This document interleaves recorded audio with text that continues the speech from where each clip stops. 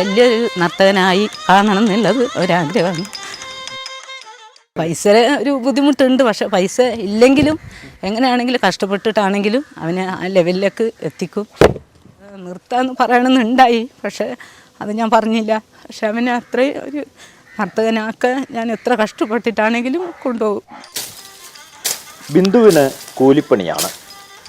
സച്ചുവിൻ്റെ അച്ഛൻ മരിച്ചതിൽ പിന്നെ ജീവിതഭാരം ഈ ചുമലിലാണ്.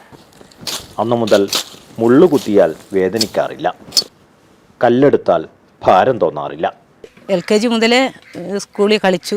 അന്നേരം തന്നെ അവനിലൊരു നർത്തകനുണ്ടെന്ന് ഞങ്ങൾക്ക് മനസ്സിലായി. അപ്പോൾ ചേച്ചിയുടെ മോള് അങ്ങനെ പറഞ്ഞിട്ടുണ്ടായി, മാഷിനെ വെച്ച് ഇങ്ങനെ പഠിപ്പിക്കണം. അങ്ങനെയാണ് സതീഷ് മാഷിനെ ഞങ്ങൾ കണ്ടുപിടിച്ച് അങ്ങനെ മാഷാണ് അവനെ ഇത്രയും വർഷം പഠിപ്പിച്ചത്. സച്ചു ചിലങ്ക കെട്ടി സംസ്ഥാന സ്കൂൾ കലോത്സവത്തിൽ ചുവട് വെച്ചു.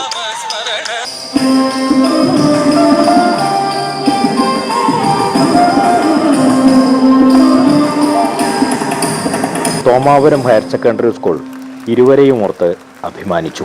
അത്രയും സ്ട്രഗിൾ ചെയ്യുമ്പോൾ നമ്മളും മാക്സിമം പറ്റുന്ന പോലെ നമ്മുടെ മാക്സിമം ചെയ്തിട്ടുണ്ട്. എൻ്റെ മാക്സിമം ഞാൻ ചെയ്തിട്ടുണ്ട്.